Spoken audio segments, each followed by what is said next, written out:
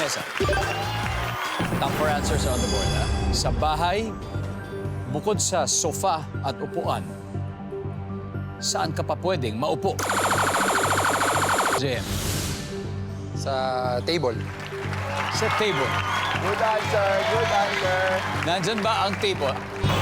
Wala.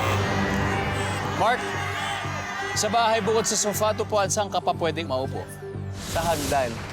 Sa hagdan. Nandyan ba ang hagdan? Okay. Mark, pass or play? Play. Play, final na to. Let's go. Ara, final ha, final. Sa bahay, bukod sa sofa at upuan, saan ka pa pwedeng maupo?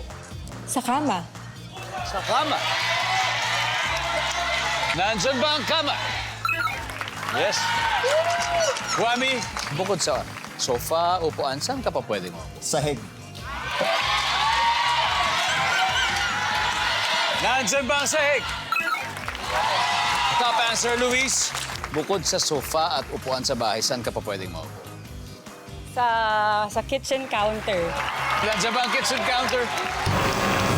Wala. Mark, kunin mo na to. Alam mo to. Alam mo to. Sa bahay, bukod sa sofa at upuan, saan ka pa pwedeng maupo? Sa labas ng bahay. Saan? Saan doon? Sa kapitbahay?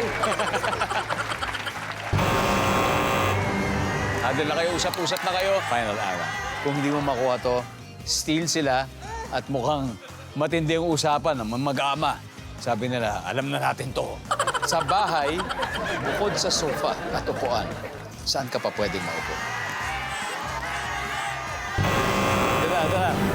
Don't worry, may chance pa rin kayo. Kailangan makuha mo to, Kevin, ha?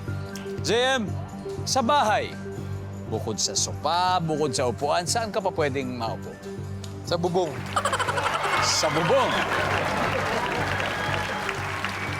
Habang nagpapalipad ng saranggo, si Daddy John. Sa pintuan ng pintuan sa pasukan. Sa entrada, sa pintuan. Minsan may doormat doon, di ba? Parang gano'n. Vince, sa bahay, bukod sa sofa at upuan, saan ka pwede maupo? Sa terrace. Terrace. Ang hirap nito. Kaya-kaya mo yan, Kevin. Sa bahay, bukod sa sofa at upuan, saan ka pa pwedeng maupo? For the win. Inidoro.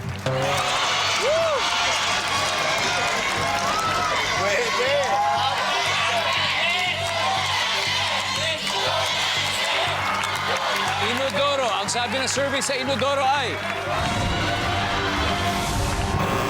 Wala! Ha? Vince.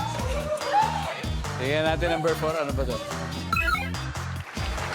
Terrace. Railing in Baluste. Terrace. Terrace yun. Anyway, ang ating final score, Team Besties, 358 points. Team Ferrer, 254. Mahusay. Mahusay. Ayag lang yung dulo po, Daddy John. Pero ayos. Vince, ayos. Galing. Kevin, napakagaling. Maraming salamat. Mag-uwi pa rin kayo ng 50,000 pesos. Okay, thank you.